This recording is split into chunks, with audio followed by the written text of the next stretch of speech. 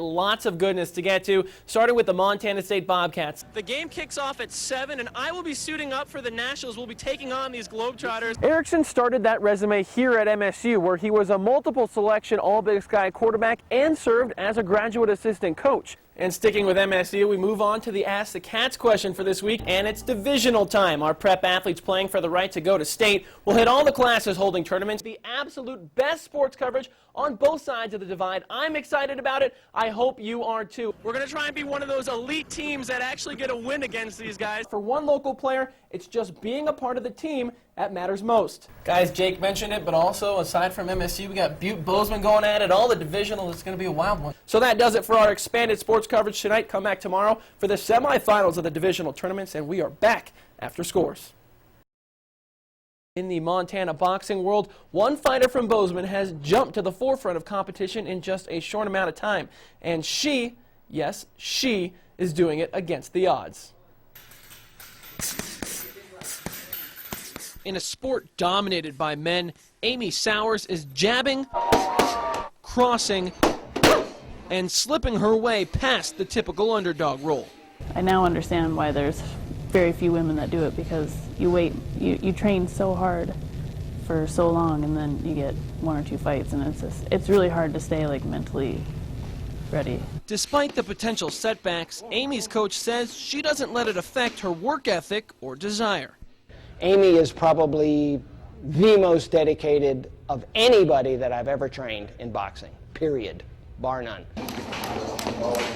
Amy has been boxing for just over 2 years now, and her rise from local amateur to national prominence has been quite remarkable. She has been able to take just the basics of amateur boxing, or boxing in particular, and take it to that next level that is needed to compete nationally.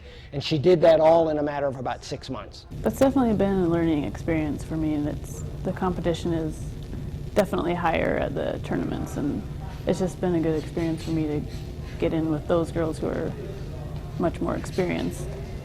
I can't get upset about losing to somebody who's been doing it their whole life. Currently the state and regional champion, Amy travels great distances for almost all of her fights because there is no one locally that can compete with her.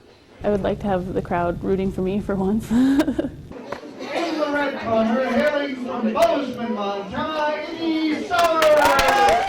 Even though she boasts far less experience than most girls she fights, Amy holds her own, as evidenced by a recent bout against the Canadian bronze medalist in her weight class. Smoke them. Smoke her, man. You can do this. There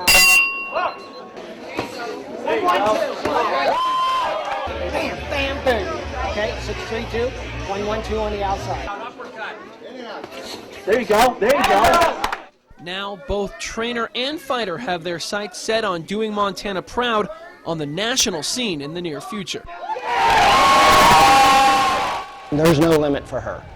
I want her to be the women's Golden Gloves champion of the United States. I want to move up in my ranking and be at least in the top 3. 1. I want to be 1. And Amy has done just that. She recently moved up to the number 3 ranking in the light bantamweight 114-pound weight class, and that is for the entire country. Welcome back to the Sports Show, everyone. Get excited because we have 2 whole segments tonight. Lots of goodness to get to, starting with the Montana State Bobcats. The ladies were home tonight hosting Idaho State, and the 2 high scorers in the Big Sky Conference here, Rebecca Mercer for the Cats, Natalie Doma for the Bengals. But Mercer would be on the giving end early for MSU. She finds Kristen Wallace all alone under the hoop. Idaho up 4. Cats making a push, though. They find Jenny Herringer all alone from behind the arc, nails the 3, and we have ourselves a 1-point game. MSU still on the run. Erica Perry with the steal. She goes all the way to the hoop for the layup. Cats on top 11-8 now, but Duma seemed to score at will under the hoop for the Bengals. There is 2 for her. Rebecca Mercer was not to be outdone. You can't leave the Aussie open because she will do that. Mercer led the Cats with 17 tonight, but Duma led everybody. A double-double for her, 32 points and 11 rebounds as Idaho State gets the win, 85-71. On the men's side tonight, Montana State can only manage 49 points in Pocatello as they lose an important one to Idaho State as well, 64-49.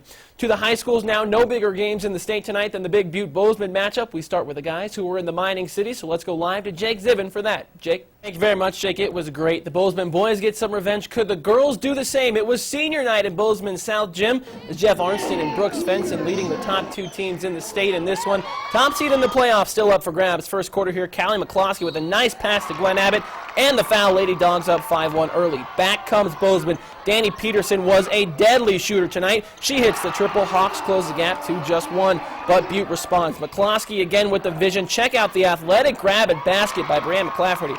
Nice play. Kirsten Tillman playing in her last game at home and going out with a bang. Nice cut inside, turn around, gets it to drop. Hosts on top 15-13 now, and they got some momentum going. Danny Peterson again left all alone from the top of the arc. That one falls. Bozeman's starting to feel it. To the last seconds of the half now, Kelsey Ham from 28 feet to beat the buzzer. Could she do it? Holy cow. Bozeman hands Butte its first loss of the season, 57-38.